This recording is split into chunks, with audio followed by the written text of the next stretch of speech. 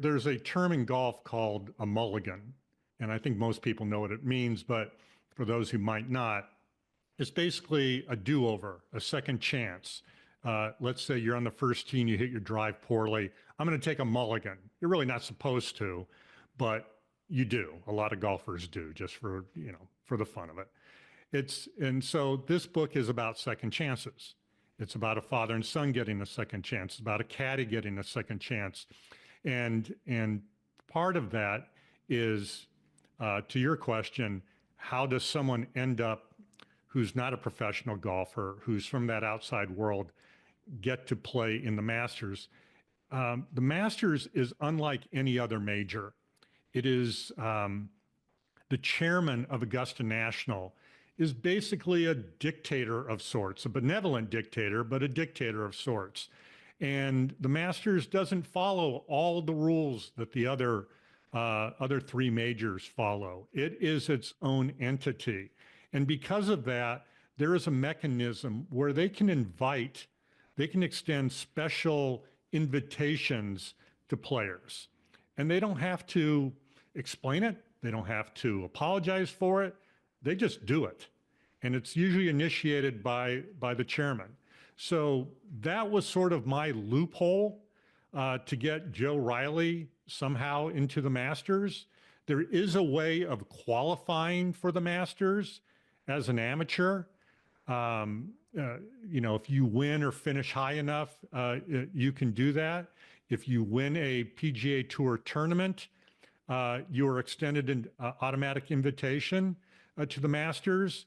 And Joe Riley tries and considers these options, but ultimately he earns his way into the Masters because of the benevolence of the chairman of Augusta National.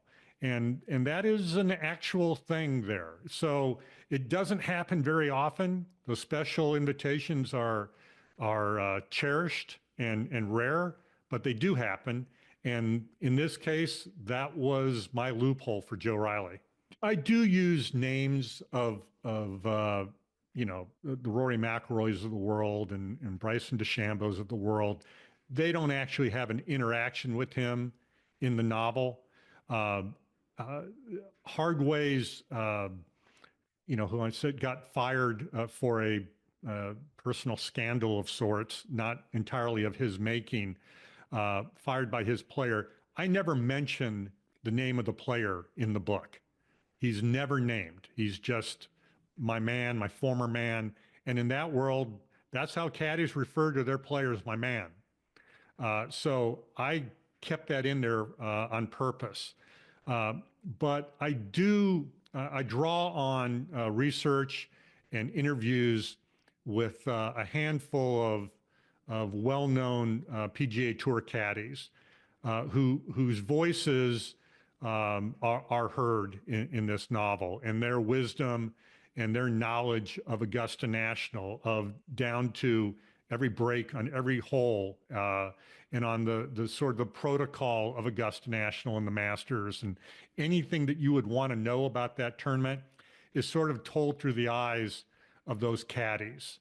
And that was the authenticity that I wanted to bring to the book, which is why I took special pains to talk to so many different caddies and talk to club makers to find out exactly how a persimmon club would have been made back in the day. And so I really wanted this to feel absolutely authentic, like you are there. You are Joe Riley, and you are trying to do the impossible, win the Masters as a nobody. So while I didn't use, there's not a scene where Rory McIlroy is hanging out with Joe Riley, but there are these brushes against fame that Joe Riley has. But the golfers are mostly fictional, with some parts drawn from certain professional players that you might recognize. Who were any of your favorite supporting cast golfers that you invented or modeled after anybody? Well, the sort of the I don't know if you want to call them antagonist, the former player who fires Hardway. He is the worst of some of the professional players that I'd run into during the years that I covered the game. And rather than single out one or two, again, they are a composite of the worst of some of these players. The way they treat the media, the way they treat fans, the way they treat their fellow competitors, um, their sense of entitlement, their general disposition. They think that because they play professional golf, they literally are better than you. And that actually is the case at times out on tour. And it's not a pleasant thing to witness. So I used bits and pieces of the worst of some of those players and incorporated them into Hardway's former man. Well, I've never seen a pro player scream at somebody, but there are, to a kid, but there are confrontations out there between fans and players, especially now in an era where you can bet on anything in real time, and where civility among fans is not always very proper. At the Masters, if you're a fan and you misbehave, you're going to find yourself in the parking lot in about 10 seconds. The Masters is the one tournament where they don't put up with anything. You do not run at the Masters. If you run, you'll be in the parking lot. You do not hassle players. If you do, you'll be in the parking lot. I mean, there are a lot of rules at Augusta National that drive me out of my mind, but they get the big things right.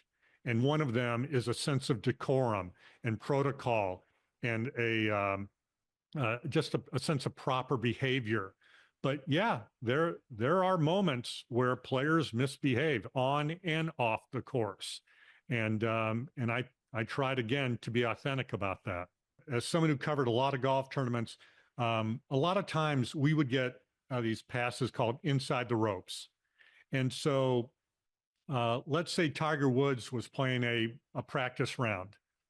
We were, and he got there the Saturday or Sunday before the Open Championship in, I don't know, Turnberry. Well, they don't play it at Turnberry anymore. St. Andrews, let's say. We were allowed to go inside the ropes, and occasionally he would wave us out there, and we could walk 2, 3, 4 holes with him, and just talk to him. Ask him some questions, listen to him, talk to his caddy at the time, Joe LaCava, or Steve Williams before him, and you grow to hear their language. There is a language between a player and a caddy. And so you do that enough times, you're inside the ropes, and even during the tournament, you could walk inside the ropes, not at the Masters, but every other major. And you would hear the dialogue. And either I jotted it down or just sort of stored it somewhere in the back of my brain.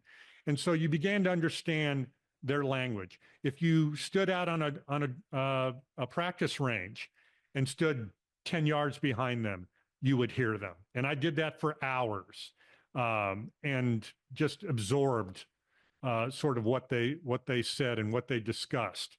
And then, as I mentioned, I talked to a handful of caddies that I built relationships with, and would ask them pointed questions. What would you do in this situation? How would you handle this situation? What's the dialogue when you guys are discussing club selection or decisions on the course? And so I'd like to think I became semi-fluent in that language, and then just tried to adapt that to the novel. So again, it was all an idea of taking you, the reader, inside that world, that language, those circumstances, and then build the narrative around that real world. There were publishers who decided to pass on this book because they didn't like the ending. They wanted a different ending. At least one publisher inquired about the possibility of me rewriting the ending, and I felt like that wouldn't be true to the characters. It wouldn't be true to what I believed was possible, and I wanted to be faithful to my original idea. And so, I've watched a lot of your other episodes, and it's always very interesting to hear the authors. And of course, you've written so many books too. Um, it, you want to be true to yourself. And so, um, I'm not a person who does a huge outline. I don't do a storyboard. I'm not that detailed. I try to come up with an act one, act two, and act three. And then I knew how I wanted to open this book, and I knew how I wanted to end it. And I had an idea about the middle. So when it came to the ending, I wanted to stick with what I had decided at the very beginning. And so I did. And in many ways, it probably cost me. I was lucky enough that Crown Publishing and the great and fantastic Amy Einhorn, who edited the book, um, believed in the idea of the book. And this is someone who knows nothing about golf, but I'm sure you've run into this before. It actually worked to my advantage because I knew everything about golf, but she knew everything about character and storyline and story arc. And so I think we really complemented each other. And so if she believed in the way the book ended, then I was, so gratified and grateful for that. So again, we won't give it away, but it's not what everyone wanted who considered the book to publish. There's this fractured, estranged relationship, and the the clubs and that tournament and that experience does have a profound effect on their relationship, and that was one of the joys of doing the book. I don't know how you are when you sit down.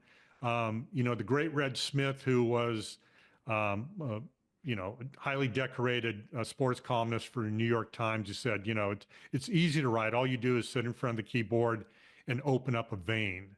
And, how many times have you sat in front of a blank screen and you as an author or as a writer, you have this fist fight with that blank screen. It's a competition. Who's going to win that day? The blank screen or your own creativity? And so I like to think that those characters in All Carry and that storyline and that arc, um, they're the ones who pulled me through. And you become them as you write. You become those characters and you become their voices. And so by the end of it, to your point, yeah, there was reconciliation in one form or another, and that was a very cool thing where it happens organically. You're not inventing anything anymore. You're just at a point where you know what they would do and you know what they would say. And so I knew how this would end up, and I didn't want somebody else telling me, no, no, no, we'd like it to end this way. And it's like, no, this is what would happen. And so I appreciate you respecting the idea of not totally giving it away, but I tried to be true to the characters and I tried to be true to the storyline. Do you envision a sequel here? You Oh gonna hit the goodness, links again, or I don't even know. I loved doing it. I'm not quite sure what the sequel would be, but now you got me thinking. But I just hope I hope people enjoy it the way I enjoyed writing it. I hope it takes people into a world that they otherwise wouldn't know. And those are the kind of books that I like reading. I like being exposed and learn something that I didn't know before. And I love the romanticism of golf, and I loved the magical and mystical qualities of inventing a set of golf clubs that were meant for the great Jack Nicklaus, and seeing what would happen when they ended up in literally in the hands of someone who had no business, and in any other circumstance would never find himself on the first tee of the Masters on a Sunday with the tournament on the line. There are eternal truths, and one of them is a relationship between a father and son, or a mother and daughter, or father and daughter. Those are eternal truths. We've all dealt with those. And so that relationship was very important to me in this book, because I had it with my own dad, and golf was a bridge between the two of us. A lieutenant colonel, career Air Force person who was very great Santini-ish in a way, very strict and black and white in his views, and me, a teenage son who rebelled against that a bit, and golf sort of in a weird way brought us together. So that's an eternal truth. The eternal truth of rooting for underdogs in all things, but especially in sports. And Joe Riley is definitely the underdog. And then the eternal truth of greatness in sports, and bringing people to a place that they might not normally see. What would I say to someone who called me up? I would shake their hand and say, you are getting ready to embark on the cruelest and yet most rewarding experience you'll ever have. That I can't tell you how many times people have said, I'm going to write a novel, or I'm going to write a book. And then they sit down, they realize it's really hard, and they never write it. So you join the proud and the few. And so it takes something to sit down and actually do it. So I would congratulate them. I would encourage them to don't give up, and that there will be days that you stare at that screen and you go, I've got nothing, or I don't want to do this, or I'd really rather be downstairs drinking a beer, watching the game. You have to have great discipline, and you have to have a love for doing this. I don't know how you are, but I would start my day, let's say let's 7:45 a.m. And then I'd look up the clock and it was 4:30 in the afternoon, and I don't know where it went. It just, the day evaporated on me. That's when you know that you love what you're doing. And so I did have those fist fights with that computer laptop, just as I'm sure you did, and all writers do. But I would tell anybody who called me up and asked for any advice, not that I'm worthy of giving it, but just keep plugging away and believe in yourself and believe in what you're writing.